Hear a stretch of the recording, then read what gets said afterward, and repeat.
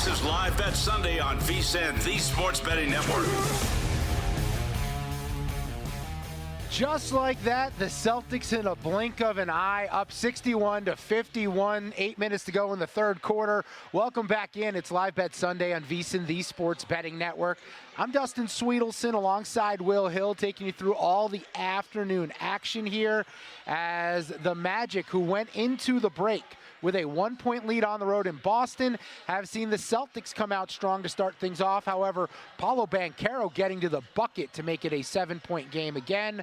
Looking at the in-game number, ooh, the spread's off the board. Interesting. Not sure what's going on there, but my book also tells me that the Celtics are about to make a shot here. So 63-53 is your score as Drew Holiday bangs home a three. And it's now a 10-point game. Celtics up, laying 13.5, Will. Just like that, that's what Boston can do. They can score in bunches, they can get downhill, and when they do that and they're running like this in transition, it's impossible for not just Orlando, but just about any other team in the NBA to hang with them. And just like that, we go from a 3-1 money line to a 13-1 money line, and we're back up to the pregame total, or thereabouts, 13.5. And we got 195.5 in the total. Do you know offhand what the total closed at? The total closed at 205. Okay. So that has come significantly down, a little lower scoring than expected. A lot of these, especially early game ones. Yesterday we had two unders in those afternoon games. I'm not sure what Pistons Knicks was, but the early start time unders has been a good angle because, look, first of all, it's the playoffs. It's game one. There's max intensity. But, I mean, let's face it, these guys are night creatures. They play late, sleep late, wake up late, eat late, do everything late. So when you're playing, Memphis OKC was noon local time. This game is pretty early. Denver in LA, the Clippers, that was noon, 12:30 local time. Those have all been these have all been good unders here for these early start time unders. But it just feels like Boston has a switch here where they can just flip it and turn it to another gear with their defensive intensity and say, all right, I guess we're in a game now, and they flip the switch. So Boston here in good shape. It's going to be hard for Orlando with their lack of offense to erase a 10-point lead. Hopefully we can cash our team total under here with the Magic. How has Jaylen Brown looked to you, by the way? Because I've been flipping back and forth between this and baseball, and his injury was obviously a talking point coming into this series. Yeah, I mean, from what I've seen, he looks okay, but he's not overly involved in things right now. 8 points, 3 rebounds, 1 assist. But I think that's the benefit of this Boston team is, you don't need him to do all that much. I mean, he is a pretty, intense defender, and he's great on the perimeter. He's really versatile. I haven't noticed him, slacking at all on the defensive end of things. And I think that's where he makes the biggest impact for this team, because offense is just whoever's open when they're moving the ball around. The ball movement is so crazy for Boston. I think for offense, it's it could be anyone's night depending on how the ball is flowing. But from what I've seen, he looks okay. I haven't noticed anything there. I'll tell you who does look good, though, and that's Derek White. Derek White is such a glue guy for this team to me. He was such a great addition, a guy who does so many little things, but more importantly, I think he does a lot of the dirty work that Tatum and Brown had to do when they didn't have a guy like him, and he's come in and he contributes offensively as well. And when Derek White's going to drop 22 points, it's really tough to hang with a team like Boston just because that's their fourth, fifth scoring option, and he's potentially going to have a 30-point night tonight against Orlando. Yeah, these markets are not up right now, at least I don't think during the games. But before the playoffs started, White was 55-1 to be Eastern Conference Finals MVP for a team that's expected to be in the conference finals, favored to win the conference, a guy that can make a bunch of threes. We've seen Tatum not get the finals MVP, conference finals MVP. That's one of those things where if you got a good, let's say it goes 6 games, you got to have a good game 5, game 6. You can steal that award. I thought 55-1 was an interesting price if those markets pop back up, and that's in that range. I don't think that's a bad bet. Yeah, I think if we talk it out, the thing that makes that play interesting is Orlando's a great defensive team. Other teams, right, that maybe don't have a lot of elite perimeter defenders, they're going to focus on Tatum and they're going to focus on Brown. And if they have a big, how they limit Porzingis. That leaves a lot of looks for a guy like Derek White. He's also a guy that I trust, and I believe Joe Mazzulla trusts in crunch time minutes down the stretch. If he could hit some late 2 minutes to go type shots like we saw Russell Westbrook last night hit for Denver. If he can have some moments like that where I think the focus is so much on the other scorers, he's a guy who could emerge as an MVP for them in the finals. He's a guy I actually had, I think, a year ago at the same price. I think I had 55-1 a year ago on him to win NBA Finals MVP because I thought the same scenario could play out there. Let's see, 63-53, under 7 minutes to go is the score between Orlando and Boston. Celtics laying 13.5. That total down to 192.5. Will, that looks good for us as we're on the Orlando under. Team total 95.5. Some hockey yet to come. This Senators Maple Leafs matchup, I don't know if you've looked into it at all, but it kind of fascinates me. Didn't know until this morning. I'm full transparency. Did you know Ottawa was in Ontario? I did not know this was a Battle of Ontario. I actually had no idea. I didn't know what province Ottawa was in. Did not know Ontario. So that just makes it more interesting to me. And the more you look into the Senators, young, up and coming, cocky Brady Tkachuk, who burst onto the scene in the Four Nations tournament. He was awesome there. He was a leader. And now he's leading the Ottawa Senators against Toronto, who continuously just lets their fan base down year after year in the playoffs. I'm actually kind of juiced for this one. I didn't have an official play, but I am thinking about plus 150 on the dog on the road in game one in Ottawa. It's just with hockey, I don't know how you factor in home ice. Home ice, especially in a city like Toronto that's so hungry for a cup, that's the only thing stopping me from actually placing this wager on the Senators. Yeah, I'm not a big hockey guy, but I did take a little Toronto. I think I got 5-1 plus 525 on Toronto to win the East. This is the year. This is the year Toronto busts out. Oh, that's, you know what? That's what their fan base says every year too. This is the year. This is the year we finally do it. No, this is the year though. Not last year, not next year. This is the year. It's a good point. Honestly, Canada doesn't have a lot of options this year. That's a problem. They're going to eliminate one of the options with this series. You can't that. One of them moves on. What is it? One of them moves on. Glass half full. The Montreal Canadiens, what was it, 26 years ago? Something like that, the last Canadian team to hoist the cup? Am I right about that? Let's see. Sounds right. Last Canadian Stanley Cup. Hang on. I know Montreal also in Canada, by the way. Can't confirm. Been there. Last Canadian team, the Montreal Canadiens in 1993. 1993. Where were you, Will Hill, in 1993? Third grade. Oh, I think I might have been as well, actually. Might have been third or fourth grade. I think I had a future on the Canadians that year. No, you definitely. You're a big Kirk Muller guy. Everyone knows that. Yeah. Patrick Waugh and Kirk Muller, those were your boys. This is VSiN Live Bet Sunday. He's Will Hill. I'm Dustin Swedelson. Look, I'm just going to be annoying for a moment and complain about one of my bets or two of my bets. I bet on two hitters in Colorado at Coors Field. It's the 8th inning. Nats lead the Rockies 3-2. Looking at the box score, my two hitters are the only hitters in either lineup to be 0 for 4. The only one's 0 for 4 right now. I bet on James Wood. I bet on Ahmed Rosario. They both have good numbers against lefties. Kyle Freeland for the Rockies only lasts a couple innings, allows 3 runs, only one of them earned. But because of that, my bets go up in flames. Only 2 hitters to go 0 for 4 in the game so far are the 2 guys I bet on. Hate to see it. Starting to think the Rockies aren't very good this year. Oh, you think? I have a question. If you're Bud Black, you led this team to a couple postseasons. Why don't you just add? Yeah. Remember? Oh, yeah. 2018, right? Yeah, they had was it a couple? Let's see, Rockies playoffs. But I believe they went to the playoffs. I thought you meant like back those World Series. I was like, that was a long time. Was it him? But I forgot they did make it in 18. Yeah. Was it just 18, though? Am I saying it was more than one? Because I feel like they went for a couple of years.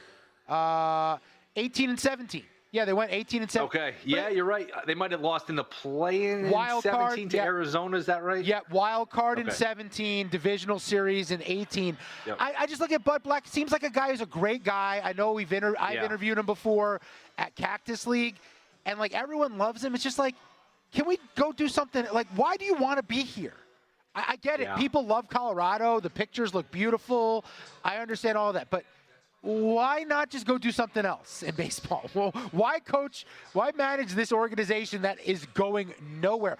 And hot take for you, a lot of people talk about the Marlins being a mistake, Tampa Bay being a mistake. we need to talk bigger picture about the Colorado experiment. It's hard to win there. I don't think you can have a Major League Baseball team there. Yeah. I don't know. Maybe I'm crazy. Well, they do have. I mean, they don't. They don't really have one there. But yeah, no, it's hard to win there. It really is. You almost need two different sets of teams because, one, the altitude, the elevation it's so different with the way the ball breaks, the way the curve breaks, how you have to build your team. It's tough. Now they've had some good teams, like you said, back-to-back playoff teams, made a World Series, but yeah, there's certainly some obstacles. How about this? I think Stuckey from the Action Network, who's been on this network, been on my podcast, he tweeted this out. It's April 20th, and the Rockies are 8 games out of 4th place. That's crazy. I mean, the pitching got off to a good start, but the reality is those guys can't keep that up. That's just not what they do. By the way, do you want to know where the money is really going in every bet on the board? Well, unlike other sources, the VSiN betting splits come straight from Circa and DraftKings Sportsbooks. They'll give you the insight to where the sharp action is landing. At Circa, you have a respected book where pro bettors put down big bets, while DraftKings provides a broader market perspective and a national landscape. So you're going to look at where the public's betting, where the sharps are betting, and you can see where there's discrepancies in the market. See the percentages. All you got to do is become a VSiN Pro right now. The VSiN Summer Special is currently going down right now. $59 until August 1st. All you got to do, go to vsin.com/subscribe. He's Will Hill. I'm Dustin Swedelson. Celtics have a 10-point lead. Can they cover that in-game number of 7.5 that we placed at the break? We'll find out next on Live Bet Sunday, VSiN, the Sports Betting Network.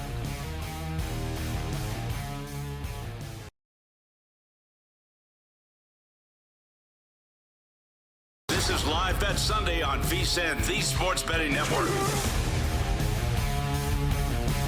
Back on Live Bet Sunday, this is VSiN, the Sports Betting Network. He's Will Hill. I'm Dustin Swedelson, and we've got action all over the place. Third period, Carolina, New Jersey. The Devils have gotten on the board, so it's 3-1. Hurricanes lead in that one, but I don't know if you want to do anything there other than maybe I'd go under 5.5 right now at plus 130. That is an interesting play because I think Carolina's going to shore things up defensively here, try and hold on to things and hold on to that lead. And I don't anticipate an empty netter. And if there is one with the 3-1 game, I think the under would be the play there at plus money. Right now, 16-1 if you think the Devils can pull off a miracle comeback.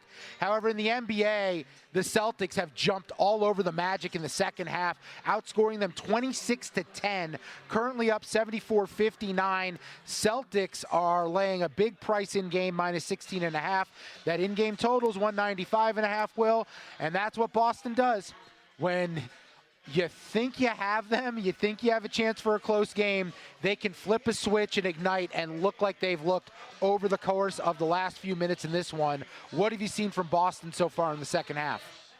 Yeah, I think he said 64-59. It is 74-59. So let's not give 74-59. Not give Magic fans and bettors false hope. It's just what we expected. The Celtics have a switch. Orlando's very limited on offense. They've got some things that give you trouble defensively. It's just they don't shoot well enough. 4 of 15 from the field in this half so far, and it's Boston just turning the screws up and just ratcheting up the defense, forcing a lot of misses. I mean, I didn't have the stats in front of me for the first half, but Orlando made a lot of threes. Powell hit a bunch of threes. Caldwell Pope hit one at the end of the half. So just from watching the game without having the numbers in front of me, it looked like Orlando was shooting the ball pretty well in the first half and actually shot the ball well. That playing game Tuesday night, it's just hard to maintain here, and they have not done that. And this is going to be Boston. What did you think coming into the series? Boston in 4, Boston in 5? I would imagine nothing more than that, right? Yeah, I thought the sweep. I know people thought Orlando could take one, and I don't think that's crazy, but I thought Boston sweep, take care of business, stay rested for the next round. I think that's really important. They saw that a year ago, right? They know what it takes to win a title. It's a lot of players with a lot of wear and tear on their body because, oh, by the way, when you win a title, you play more games than everyone the year prior. So your offseason is shorter. I think they value the rest, and I think that they don't mess around and take care of business so that they can be their best when it matters at the end of the postseason run.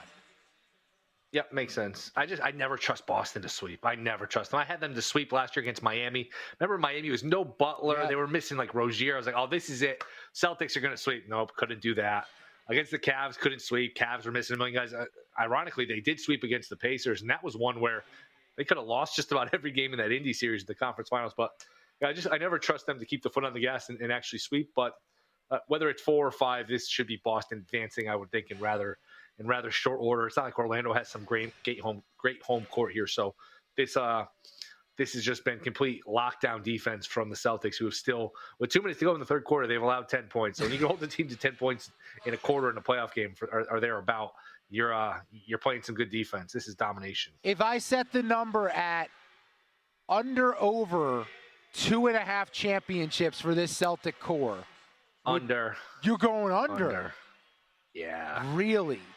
They're all still the so Thunder young. are really good. It's hard to win it. The Thunder are unbelievable. So if they don't win one this year, very quickly this team gets expensive with Brown and Tatum, and you're going to have to pay. Holiday's older. It's hard to win championships. So I'd say under. You go over? I would go over. I think if they play to their potential with the way they're set up, there's no one hanging with them. I really believe on both ends of the floor they are.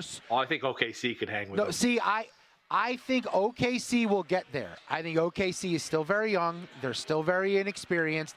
And in 2 minutes, end of a game situation, I think Boston has a few more options, whereas I really only know SGA and crunch time can get buckets. Sure. By the way, we just cashed a second bet in Giants-Angels. Ramos with a double. He's now gone over his total bases at plus 112. Tyler Fitzgerald cashed his over a half a total base at minus 137. Verlander is 1 strikeout away from going over his K prop at 5.5. He currently has 5 through 4 innings. So looking good in this game. Nice. Where I looked up and all of a sudden I had 1 million bets in Giants-Angels, which is not something you anticipate on a regular April Sunday morning, if we're being totally fair. By the way, happy Easter to everyone out there. I failed to mention that at the top of the program. You know the problem there, Will? As a Jew, you feel You're like a bad person? No, as a Jew, you feel like part of the problem on Easter. You don't want to bring too much attention to what went on behind the scenes. Yeah, hour and 20 in, Happy Easter. I mean, it's a little late for Happy Easter. Now, what's the score? I don't have that on my screen. What's the score of this Giants game, by the way? 0-0. Ramos is on third. Wow. He reached third on an error. But, taking the half a run. On an Easter, you just feel like part of the problem. That's the issue there. 76-61, Celtics up on the Orlando Magic, closing minute of the third quarter there. 3-2, top 9. And the Rockies trail the Nats 3-2 right now at home. They're trying to close out and maybe send this thing to extras or win it in the bottom of the ninth. Some updates in baseball, because I think it's worth mentioning. The Cincinnati Reds went on the road to Baltimore, and don't refresh your screen if you're looking at your scoreboard app at home. 24-12, the Reds won at the Orioles today. They had 25 hits. They absolutely 24-12? 24-2. Why am I saying numbers wrong? 24-2. Bunch of. They had 25 hits. Charlie Morton moves to 0-5 on the year, ERA up to 10.89. In Pittsburgh, we mentioned it earlier in the show, Emmanuel Clase blew a lead for the Guardians, allowing 3 earned in the bottom of the ninth, but Cleveland does end up winning in the 10th, 5-4. The Marlins beat the Phillies in extras 7-5. The Braves pick up their 8th win of the season to move to 8-13, 6-2 over the Twins. The Mariners beat the Blue Jays on the road in Toronto 8-3. Royals on top of the Tigers in extras 4-3. Your Yankees beat the Rays 4-0. My Mets over the Cards 7-4. Brewers dominated the A's 14-1. And the Dodgers on the road in Texas, 1 run is all they needed. They won 1-0 on the road at Texas on just 3 hits, and that is your scoreboard update from around Major League Baseball. Will, how's the baseball betting going for you so far this year? Not bad. It's been okay. And by the way, Glasnow did leave that Dodgers game early.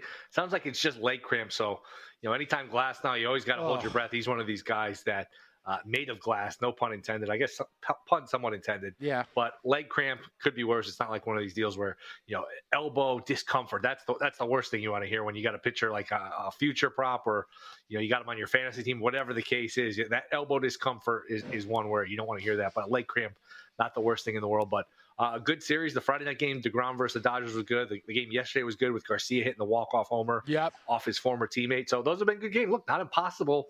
Those teams meet again in October. Not impossible at all. That Texas comes out of that watered-down American League, and obviously the Dodgers are the favorite in the National League. So, what's weird? Usually you get 3 or 4 games starting 1 o'clock Pacific, 4 o'clock Eastern. With all of these West Coast teams, the thing is the West Coast teams are away. Arizona's in Chicago. Yep. The Dodgers are in Texas. There's a couple more. Oakland's in Milwaukee. So, the handful of teams, Seattle is in Toronto. So the 4 or 5 teams that would be playing at 1 o'clock Pacific, starting at 1 o'clock Pacific, well, they're on the road, and they're playing in either Eastern, Central time zone. So you get only that one 4 o'clock Eastern start. And you do have a weird a double Sunday night game because of the doubleheader with the Nats and the Rockies. Just what people need. 2 games of Nationals and Rockies. One's not enough. Yeah. However, I think most eyeballs be fixated on that Padres and Astros game, which I'm actually intrigued to see because San Diego's legit. San Diego's kind of fun. I think their pitching is awesome. The hitting, obviously, Tatis looks a lot better this year. He looks like all the way back completely. I'm buying the Padres. That NL West is going to be crazy down the stretch. Arizona, who I still love, I still think they figure it out. By the way, they are currently in the 6th inning, 2 runners on, tied up with the Cubs at Wrigley Field, 1-1. But Arizona threatening here in the 6th inning to go ahead with 2 runners on. I still like Arizona. San Diego's awesome. We mentioned earlier the Giants feel like they have staying power. And oh, by the way, the Dodgers are still the Dodgers. Maybe things get weird and we can get a reduced price on the Dodgers, but I don't think the books are dumb enough to put that out there. I think the Dodgers will still always be so heavily priced you just can't bet on them. Yeah, I think it was with Scott Seidenberg either Friday or one of the days, and he was mentioning the Padres at 7-1 to win the division, which I don't know if that's still the number. Let me ask you, we're running up to the break, maybe we could talk about it next segment. Is there a number? Obviously, there's always a number, but Padres to win the division, is that realistic? I don't think it is.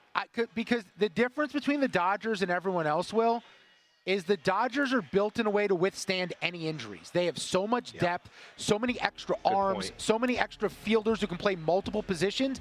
If the like they have 2 teams. Yeah. If the Padres lose a key hitter and a key pitcher, things can start to come back down to earth for them. We'll look at the National League West and the rest of Major League Baseball, maybe some futures talk when we return on Live Bet Sunday, VSiN, the Sports Betting Network.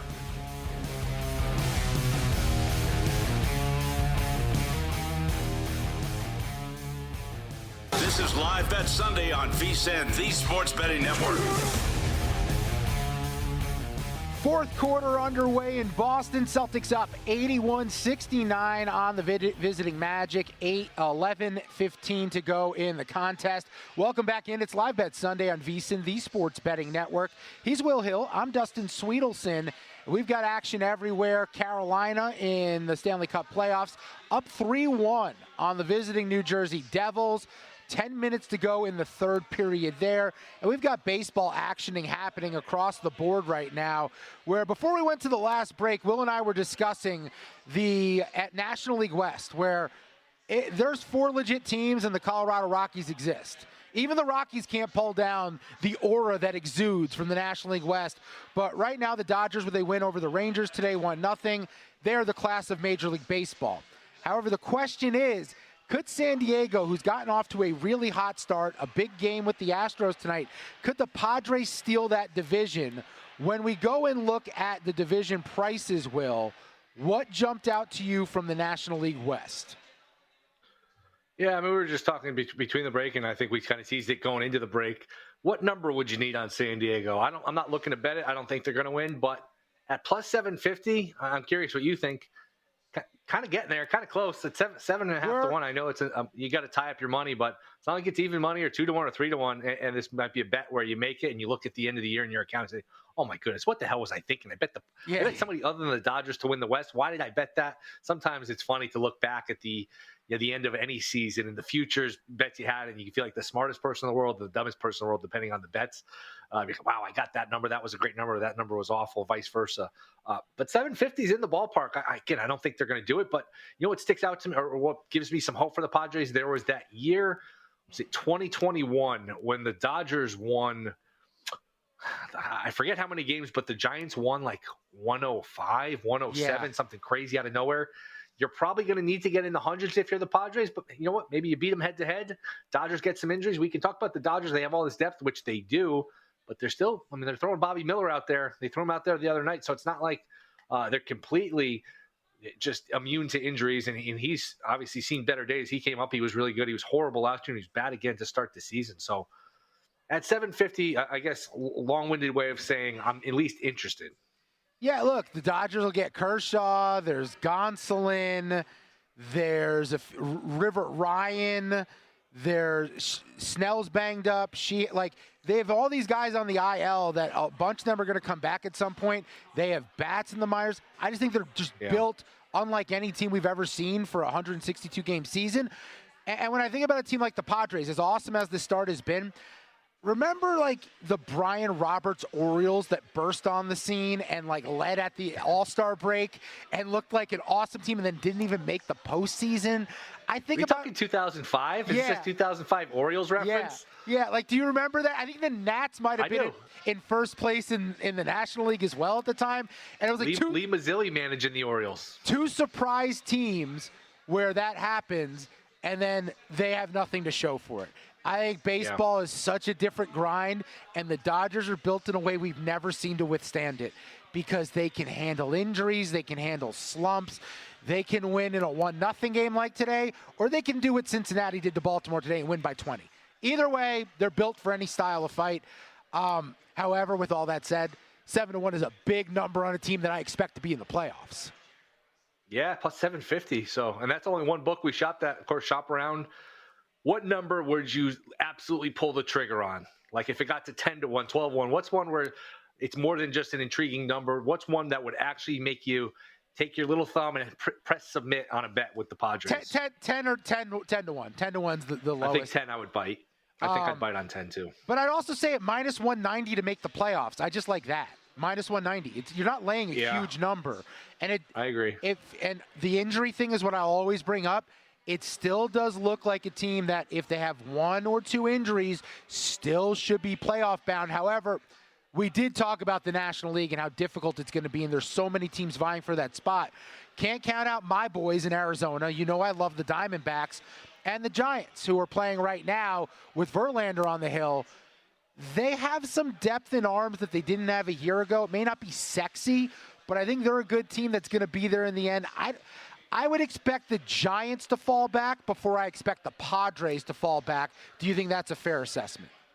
Yes. My only concern with the Padres one is Braves, Diamondbacks, all of this volume of teams where somebody could get pinched even if they win 93, 94 win team. I don't think it would be the Padres. That's my only concern is we might have 1 or 2 really, really good teams that get left out. But that certainly seems like a good bet. Yeah, the Atlanta Braves picked up their 8th win today. They're minus 155, yes, to make the playoffs, no plus 130.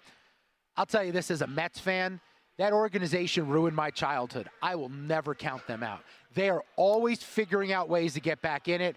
I think you look at the Mets pitching's been great this year. They are not hitting. The Phillies, I love the Phillies. I picked them to win that division, but you also have to be real about the age of some of those guys, and I love their arms, but again, bullpen's not great. If they have a bullpen injury or a bullpen issue, I don't know who's finishing games for them. The Atlanta Braves, if they play to their full potential, they are basically just 1 notch below the Dodgers. I think the Braves to make the playoffs at minus 155 right now is actually a bit of a discount. I'm not counting them out, Will. I think the Mets are going to win that division. Mets are really good. That lineup is good.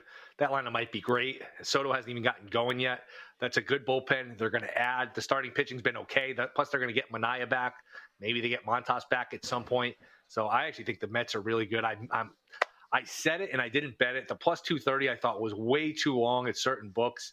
They had all these teams bunched, but there was a gap, I think, at DraftKings where Mets were plus 230 before the year to win the division. That was obviously just a fat number that you probably should have grabbed regardless of what happened. So to me, it's probably still going to be a two-team race. I know what you mean about Atlanta, but can they actually catch the Mets and the Phillies and make up for this bad start? Maybe. They got Strider back. They'll get Acuna back, but Strider did not look great. No. Looked good. Didn't look great in his first start, but we'll see. You said the Braves ruined your childhood. I mean, look how great you turned out, though. No, that's the point. I'd be a much happier person, a different disposition. I honestly believe, and I've talked to my therapist about this, I can trace all of my negative talk in my life, in my brain, to the fact that I decided to be a Mets fan. I could have been a Yankee fan. Yeah, Larry Jones, Andrew Jones, Ryan Klesko, Andres Galarraga, Maddox, Smoltz, Denny Nagel, Javi Lopez, Kevin Millwood, Jeff Blauser. Jeff Blauser's chart. I mean, they ruined my life, Will. They ruined my life. They tormented the Mets every single time. Jason Marquis. Mark Lemke. We can go all day. This is what guys do. Guys get together and just name old baseball players. Marquise Grissom, Delino DeShields. Just keep going down the line. Steve Carsey. Well, that's a good one. By the way, he's from Long Island. John Rocker. Fred McGriff. Well, that's a special one. Yeah, I mean. Denny Nagel. Here's what I'll tell you about the Mets. The Mets have beaten up on a lot of bad teams. The Marlins and the Blue Jays and the A's and the Twins, and they just 4-game sweep of the Cardinals. Let's see what happens. 3-game set with the Phillies Monday, Tuesday, Wednesday. Be a good one. That'll be massive. They have the Cardinals next week. I mean, the Diamondbacks next week. Diamondbacks on the road after that. That'll be a litmus test. And then the Yankees middle of May. That's always a great series. You know that. So I think we got to wait and see on the Mets. I want to see them beat some legit teams because right now it feels like they're playing that schedule that they played in the second half of last year that catapulted them into the playoffs, whereas this year they're getting some of those easy teams early in the year. That's all. Not to change subjects, but are we going to win this Magic bet? They've got 73 with 8 and change left. Let's look at the live line for the team props. The problem is... It is 89-73, by the way. So the game is not in question. The spread's in question a little bit. Well, live total, 89.5. We're in good shape. Yeah, the problem I have is like... You're worried about garbage time? Yeah, Boston will pull everyone, and the Magic will keep shooting to make this look respectable. That's the issue that I'd have. 89-73, 8:28 to go. We have a review currently going on, and Tatum's going to the locker room. I don't love that. He did cash my rebound prop on him, so I appreciate his efforts today. 11 boards for Tatum, just 10 points. They're up 16, and their best player has 10 points. That tells you everything you need to know about the Boston Celtics. Derek White, 27 to lead the way for Boston tonight, as they're up 89-73. So Tatum going to the locker room. It doesn't look like it's a major injury, but he did get fouled and looks like he landed with his arm out. I think he's look great. Yeah, but I think I don't know. He didn't look horrible, though. Yeah, but you got a Brown injury concern. Now you got a Tatum mini injury concern, or who knows. At least, I mean, look, they can win probably the series without both of these guys. That's how stacked this team is compared to Orlando, but you don't love it. I actually, and I'm not saying this because I have a bet on the Magic. The Magic should be deducted, I don't know, 4 or 5 points for that foul, I think. I agree.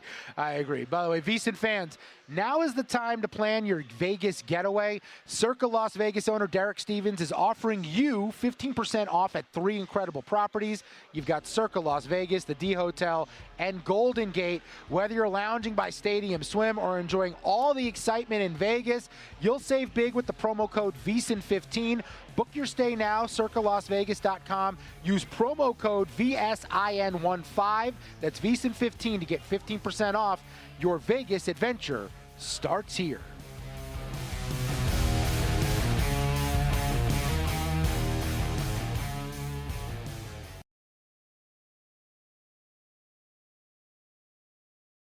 This is Live Bet Sunday on VSiN, the Sports Betting Network. Cruising on, Live Bet Sunday. This is VSiN, the Sports Betting Network. He's Will Hill. I'm Dustin Swedelson. We've got you covered here all afternoon long on VSiN, the Sports Betting Network. Update from Celtics Magic Game 1, Eastern Conference postseason. Celtics lead 91-76, 6:40 to go. I feel better about our bet, Will. I think we're going to be okay here. Surprised a lot of these starters are still out there for Boston. I know it's a 15-point lead, and now it's an 18-point lead. Feels like you can get a couple of them off the floor, especially a guy like Tatum, who just hurt his shoulder, entered back into the game. A guy like Brown, who's been dealing with an injury. Feels like you should be okay to hold on to this lead with 6 minutes to go with one or two of those guys off the floor. Yeah, we're probably close to that. But like you said, it's the NBA, a couple threes, and it's 10 or 12, and all of a sudden, I want to put my guys back out there. But once you hit the 4-minute mark or so, 5-minute mark, and it's 20, you get there. But I've noticed this in the NBA. They have a habit of playing their guys. Boston hasn't played in a while, too, so maybe Fair. You're not worried about the legs. I don't know top of my head when game 2 is, but these first-round series get spaced out a lot, so you're not worried about that aspect of it. As Orlando hits a shot now, 94-78. But Boston is slowing things down. They're methodical on offense. So this is just a matter of, do they cover? Does our Orlando team total, which looks very good, does it stay under? But this is one where Boston can just take the air out of the ball and a couple more scores, a couple more minutes go off the clock as White hits a 3 to make it a 19-point game. So we're getting there. We're getting to the point where these Boston guys will come out. Yeah, Derek White could play for my team any day. That is a dude I just want on my roster. He does all the little things. I just love him as a player, and he's having a monster day.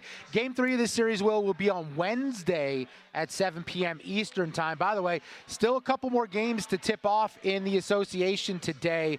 We've got Heat Cavaliers coming up 7 p.m. Eastern. Warriors Rockets 9:30 p.m. Eastern. As an East Coaster, how do you feel about the 9:30 tip on the best game on the slate? Didn't love it. Great point. Didn't love it. But I guess there's nothing you can do, and you try to get all these games in. It's tough. It's tough because it's not as bad as it is other times where 10. Talking like 10. Yeah, those 10:30 starts, but those 10:30 starts really mean 10:48, and you're talking about being up till 1 o'clock in the morning to watch these games. Sometimes they're good games, important games, and get used to it because the West is really good, and these playoffs have just started, so they're going to have some really good games late. It's just part of it. But it's definitely an issue, but. You know what? It is what it is. I'll be up watching it. What I'll tee you up on this. I'll start Heat Cavs. Any bets for you? We'll get to props in a second. Side total. Do you think this is too many points with Spoelstra? A couple of all-star-ish players in Bam and Hero. Well, so the number's 12.5. Cavs are laying it. Total's 214.5. I'm not going to compare the Heat to the Grizzlies because the Grizzlies were a better team in the regular season. Right. But I think having to play this game against a rested, efficient team like Cleveland that has something to prove, kind of like Oklahoma City, wanting to prove how legit they are as a 1 seed, I think it's a bad recipe for Miami. Miami with the 2 play-in games to get here. Tyler Hero had to play out of his mind. Now you take on a Cleveland team with a lot of good defenders, especially in the post with Allen and Mobley. I think it's a bad scenario. If I was looking at side or total, I would look at the under 214.5 because I think you can see some tired legs from a Miami team that's really good defensively. Both teams are good defensively. Miami not as good offensively as Cleveland is. Because of that, I'll go under 214 and a hook. What do you think? I was thinking of a Heat team total under for a lot of the same reasons you said, and just, hey, Cleveland's going to be rested. They're home. They're hungry. They're motivated. And Miami maybe with some tired legs, pretty limited team offensively. I would think that this is a good matchup for Cleveland. The only caveat, the only reason I haven't made that bet yet, Spoelstra's a good coach. Doesn't he probably know? And they did this against Boston last year. Our only chance here is to just get as much variance as possible and just shoot a 3 basically every time down the court. Who cares? We'll shoot 55 threes, 60 threes. Hopefully we hit 25 of them and we can steal a game. That would concern me. But Heat team total under, if I had to play it, would be the play. I don't love laying a dozen points to Spoelstra. Yeah, what's the Spoelstra factor here? Can Heat culture without Jimmy Butler? Is it Heat culture or was it playoff Jimmy? What was carrying them the last couple years? But even last year, though, they stole a game against Boston, a game they had no business winning. That was no Butlers, and they were down some other guys. So I've been burned by it too many times where I'm on the other side. Oh, they don't have enough guys. It's just they tend to overperform. They just tend to get the most out of their ability come playoff time. Spoelstra's a really good coach. Yeah, I wouldn't lay it with Cleveland just because of everything you just said. Miami, despite the numbers, they can dictate the style of the fight. They can muck it up in a way and make it a different style of game that maybe Cleveland's not ready for. I mean, they've been different, the Cavs, under Kenny Atkinson. We should be fair. I don't want to judge them based on past transgressions in the playoffs, because Atkinson has changed a lot of the way they approach the game. They're way more efficient. They've opened things up on offense. Moving Garland and Mitchell off the ball more has created great lanes for not just them, but for the bigs to get better looks down low. I think Mobley's become more complete of a player. And on the other side for Miami, feels like Bam Adebayo's taken a step back offensively without Jimmy Butler. Teams can focus in on stopping him more. I won't doubt Miami, but I'm also not going to buy Miami. My player prop for this one, it's Darius Garland. Over 27.5 points, rebounds, and assists. He's a guy who can get hot from beyond the arc. He's a guy who's had good games against the Heat during this season. I think with the way they're going to use him and the focus being on Mitchell, who's on the ball a little bit more, I think Garland could get some really good looks in this game, and I think he contributes across the board. I think he gets a few more dimes, but I think he gets buckets, and he shoots threes against Miami. I'll go Garland over 27.5 PRA today. Are you giving Miami a game in this series? One game, no games, 2 games? What are you thinking? I'll give him a game. It's Spoelstra. He's a great tactician. But I do think Cleveland has a chip on their shoulder. And I think Kenny Atkinson, the job he did to take this team to another level is legit. However, I do have questions about Cleveland, about, a lot of these teams focus on the regular season, Will. And the postseason can be a little bit different. The games are called differently. They're approached differently. And I think what Cleveland likes to do definitely works over the course of an 82-game regular season. But if we're going to talk postseason, I do need to see it. Maybe not in this series, perhaps in the next series, how legit they really are. Because I think Oklahoma City, awesome regular seasons. I want to see them make a run in the playoffs.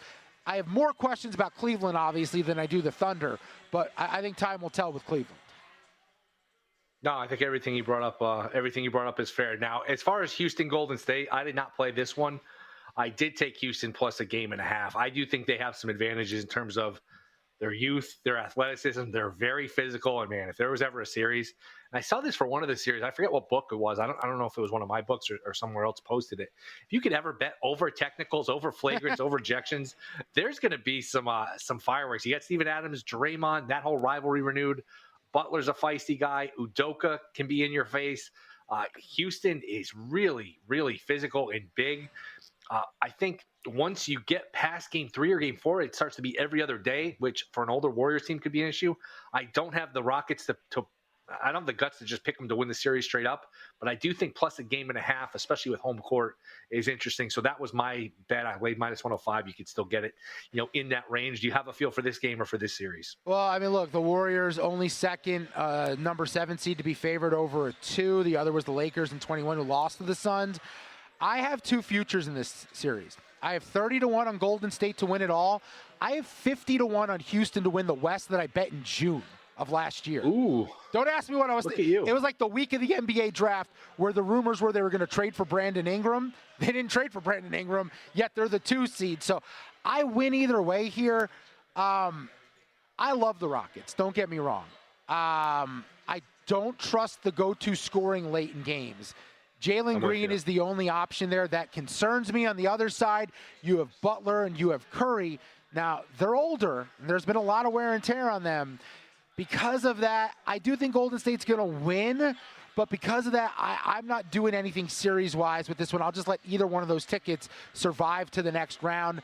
For this game tonight, though, Golden State catching 1. What is the total? 212? I went Şengün over 15.5 rebounds and assists combined. Warriors allow the 3rd most rebounds, 9th most assists to centers. His last 3 versus the Warriors, 18, 17, and 16 combined. We just saw what Edey did on the glass. Şengün is he's a dollar store Jokic. Again, dollar store. I'm not saying he's Jokic, but he's dollar store Jokic. He's a value Jokic, and I think he'll get plenty of boards. I think they'll run a lot of the offense through him to get some looks on the outside, dish it to him, he kicks it back out for 3. I think Şengün has a really nice night tonight. That is my favorite play of my plays in the 2 late games, is Şengün over 15.5 rebounds and assists. He's Will Hill. I'm Dustin Swedelson. It's VSiN, the Sports Betting Network. A lot to come in the rest of the show. We've still got to preview Sunday Night Baseball, the Padres and the Astros. Another game with the puck yet to drop in the NHL Stanley Cup playoffs between the Senators and the Maple Leafs. To help us break that down and the rest of the Stanley Cup playoffs, our guy Johnny Lazarus from Bleacher Report going to join us on the other side of the break. Who's he got winning the Battle of Ontario? We'll discuss next on Live Bet Sunday.